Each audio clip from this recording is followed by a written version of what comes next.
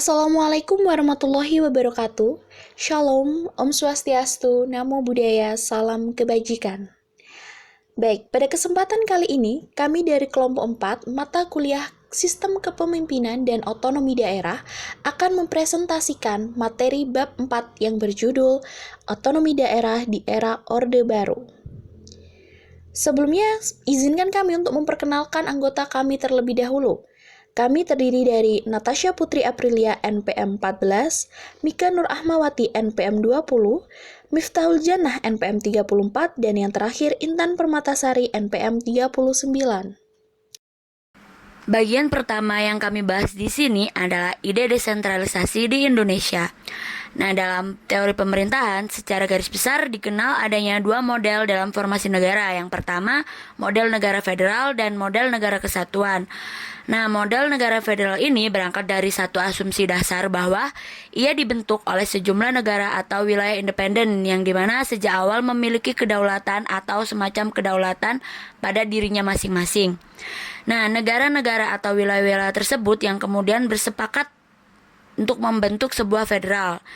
Negara dan wilayah pendiri federasi itu kemudian berganti status menjadi negara bagian atau wilayah administrasi dengan nama tertentu dalam lingkungan federal. Dalam negara kesatuan, asumsi dasarnya berbeda secara dimetrik dari negara federal. Formasi negara kesatuan dideklarasikan saat kemerdekaan oleh pendiri negara dengan mengklaim seluruh wilayahnya sebagai bagian dari suatu negara. Tidak ada kesepakatan para penguasa daerah, apalagi negara-negara, karena diasumsikan bahwa semua wilayah yang termasuk di dalamnya bukanlah bagian-bagian wilayah yang bersifat independen. Dengan dasar itu, maka negara membentuk daerah-daerah atau wilayah-wilayah yang kemudian diberi kekuasaan atau kewenangan oleh pemerintah pusat untuk mengurus berbagai kepentingan masyarakatnya. Nah, diasumsikan juga bahwa negara adalah sumber kekuasaan. Kekuasaan daerah ini pada dasarnya merupakan kekuasaan pusat yang didesentralisasikan dan selanjutnya terbentuklah daerah-daerah otonom. Berdasarkan Undang-Undang Dasar 1945, Indonesia ini merupakan negara yang berbentuk kesatuan atau enhanced state. Hubungan dan mekanisme antara pemerintah pusat dan daerah merupakan suatu conditional sine qua non dalam negara yang berbentuk kesatuan seperti negara Republik Indonesia. Dalam penjelasan yang sudah kami jelaskan tadi, atas Peraturan Pemerintah Republik Indonesia Nomor 79 Tahun 2005 tentang Pedoman Pembinaan serta pengawasan penyelenggaraan pemerintahan daerah disebutkan bahwa negara Republik Indonesia sebagai negara kesatuan dalam penyelenggaraan pemerintahnya menganut asas desentralisasi, dekonsentralisasi, serta tugas pembantuan. Nah, penyelenggaraan asas desentralisasi ini secara bulat dan utuh dilaksanakan di daerah kabupaten dan kota. Hal tersebut dimaksudkan untuk memberikan kesempatan dan keleluasaan kepada daerah otonom untuk dalam mengatur dan mengurus kepentingan masyarakat serta bertanggung jawab menurut prakarsa sendiri berdasarkan aspirasi masyarakat sesuai dengan peraturan perundang-undangan. Untuk yang selanjutnya terdapat sejarah desentralisasi. Istilah desentralisasi ini mencakup berbagai konsep yang harus hati-hati dianalisis di negara tertentu sebelum menentukan apakah proyek-proyek atau program-program tersebut dalam reorganisasi harus mendukung keuangan, administrasi, atau sistem pelayanan.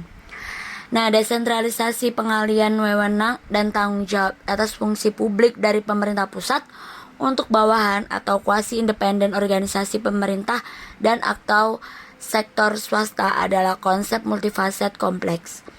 Jenis desentralisasi harus dibedakan karena mereka memiliki karakteristik yang berbeda, implikasi kebijakan, dan kondisi untuk sukses.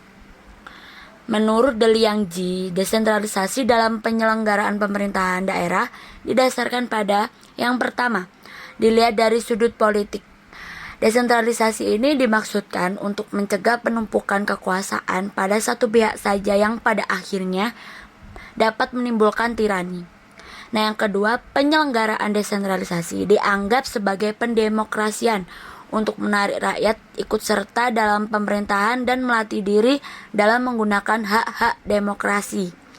Yang ketiga, dari sudut teknis organisatoris pemerintahan, Desentralisasi adalah untuk mencapai suatu pemerintahan yang efisien. Bagian yang selanjutnya adalah sistem hubungan keuangan pusat daerah.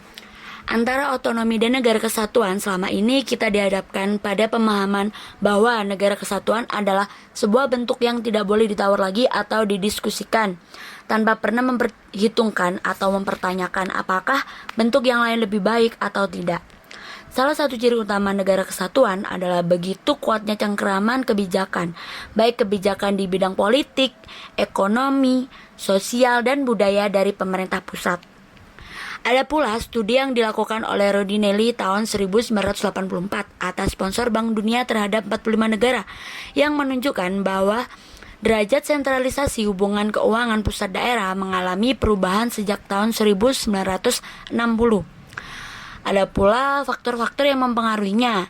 Yang pertama, umur sebuah negara, pendapatan nasional atau GNP, kebebasan media massa atau informasi, tingkat industrialisasi, kepadatan penduduk, tingkat urbanisasi, dan jumlah pemerintah daerah. Semua faktor tersebut berkorelasi positif terhadap peningkatan desentralisasi. Secara teoritis, desentralisasi memiliki manfaat. Yang pertama, menyebarkan pusat pengambilan keputusan. Yang kedua, kecepatan dalam pengambilan keputusan. Nah, yang ketiga, pengambilan keputusan yang realistis. Yang keempat, penghematan. Yang kelima, partisipasi masyarakat lokal. Yang keenam, solidaritas nasional. Yang selanjutnya, ketergantungan fiskal. Permasalahan yang sering terjadi terkait dengan diberlakukannya otonomi daerah dan desentralisasi adalah bagaimana daerah dapat mengatasi ketergantungan terhadap pemerintah pusat dalam hal ketergantungan fiskal untuk kebutuhan segala kegiatan pembangunan daerah. Keberhasilan otonomi daerah tidak terlepas dari kemampuan dalam bidang keuangan yang merupakan salah satu indikator penting dalam menghadapi otonomi daerah.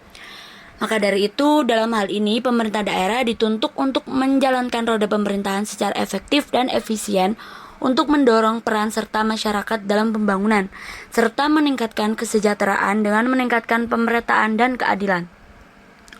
Untuk melihat ketergantungan fiskal pemerintah daerah dapat dilakukan dengan mengukur kinerja atau kemampuan keuangan pemerintah daerah dan mengukur kesiapan pemerintah daerah dalam menghadapi otonomi daerah. Khususnya di bidang keuangan dapat diukur dari seberapa jauh kemampuan pembiayaan bila didanai sepenuhnya oleh pendapatan asli daerah dan bagi hasil. Mengukur kinerja atau kemampuan keuangan pemerintah daerah dapat dilakukan dengan menggunakan indikator derajat desentralisasi fiskal. Slide selanjutnya kita akan membahas tentang penyebab ketergantungan fiskal. Penyebab terjadinya ketergantungan fiskal dan solusi yang mungkin bisa dilakukan pemerintah diantaranya sebagai berikut. Yang pertama adalah tingginya derajat sentralisasi dalam bidang perpajakan. Semua pajak utama yang paling produktif, baik pajak langsung maupun tidak langsung, ditarik oleh pemerintah pusat. Perusahaan-perusahaan banyak tersebar di daerah-daerah di seluruh Indonesia, begitu pula transaksi-transaksi penjualannya. Namun, setiap penerimaan pajaknya merupakan pajak pemerintah pusat. Sedangkan pajak daerah sebenarnya jumlahnya cukup beragam, namun hanya sedikit yang dapat diandalkan sebagai sumber penerimaan, misalnya pajak hotel dan pajak restoran. Pemerintah daerah dibatasi ruangnya untuk mengkreasikan sumber-sumber penerimaan atau memperluas basis penerimaan hanya yang tercantum dalam Undang-Undang Nomor 28 Tahun 2009 tentang Pajak Daerah dan Retribusi Daerah.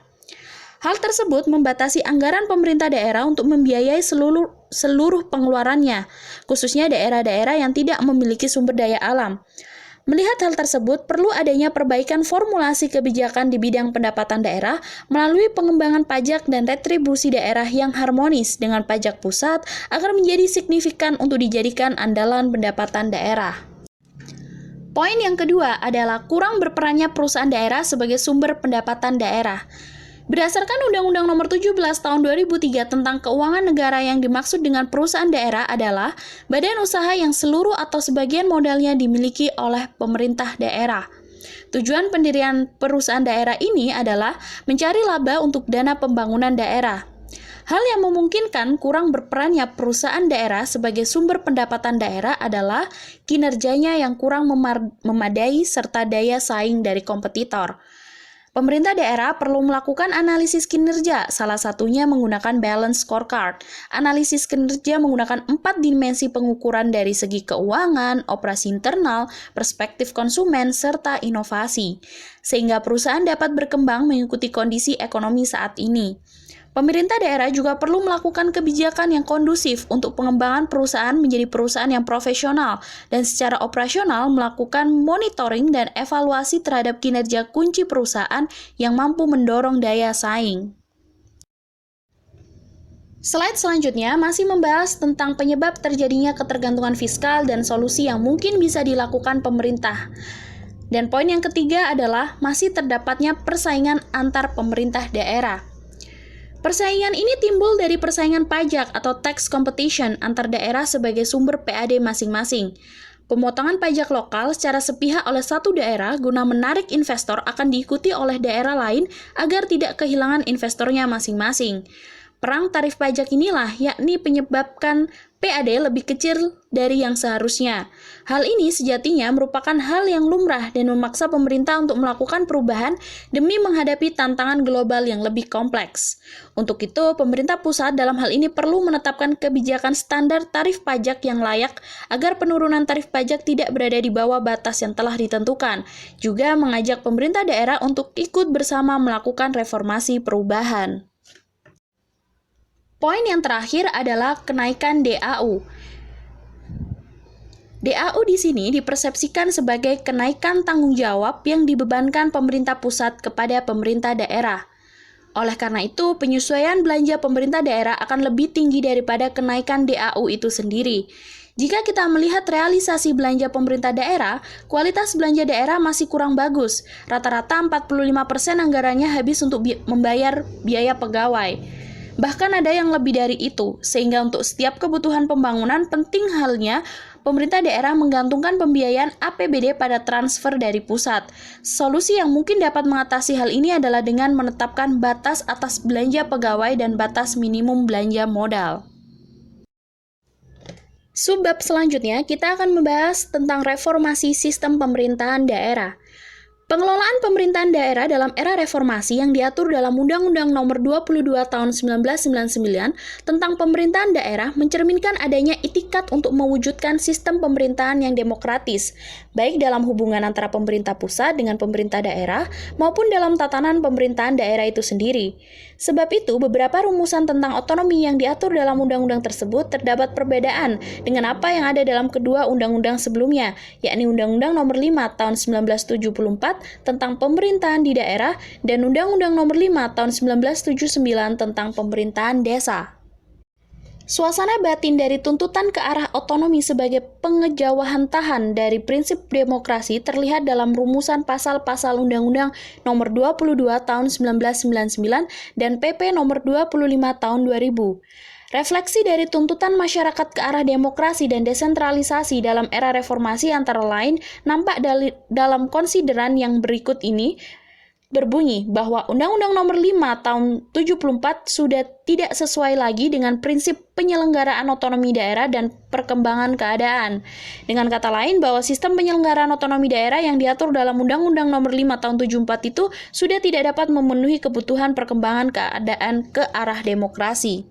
Serta ketentuan tentang pemerintahan desa yang diatur dalam Undang-Undang Nomor 5 Tahun 1979 yang menyebutkan bahwa yang menyeragamkan nama, bentuk, susunan, dan kedudukan pemerintahan desa tidak sesuai dengan jiwa UUD 1945 dan perlunya mengakui dan menghormati hak asal-usul daerah yang bersifat istimewa.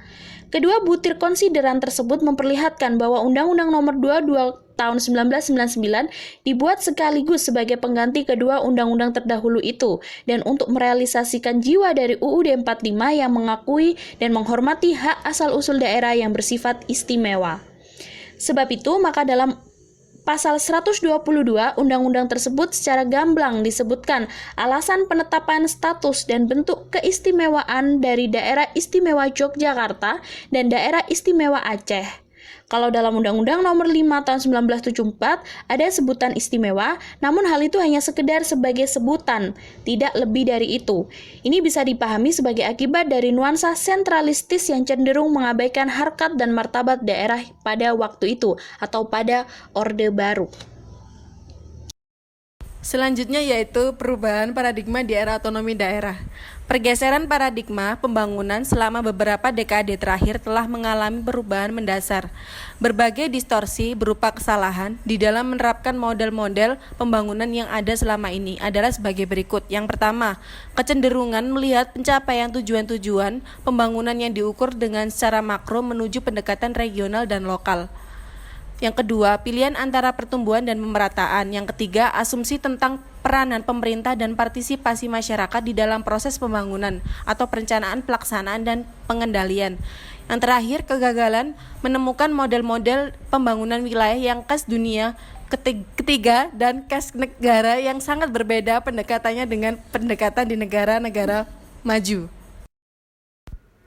Antara pendekatan makro dan regional atau lokal skala, prioritas pembangunan yang cenderung mengejar sasaran-sasaran makro pada akhirnya menimbulkan berbagai ketidakseimbangan.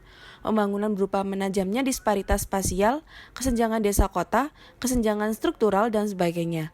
Pendekatan makro juga cenderung mengabaikan plurality akibat keragaman sumber daya alam maupun keragaman sosial budaya.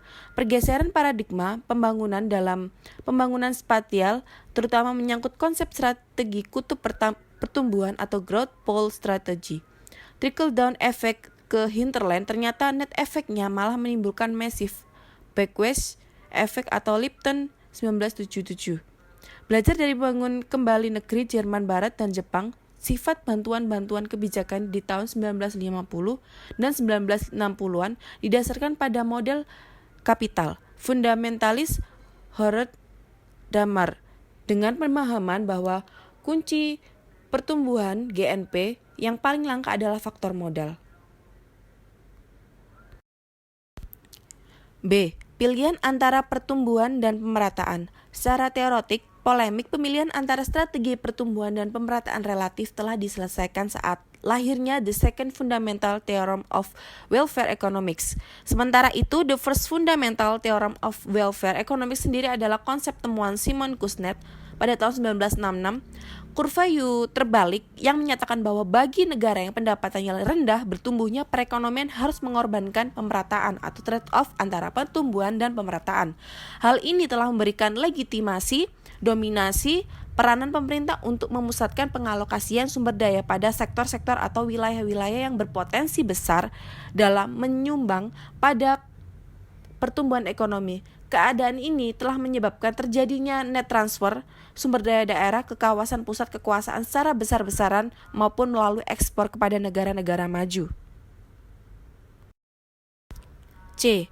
Asumsi tentang peranan pemerintah dan partisipasi masyarakat.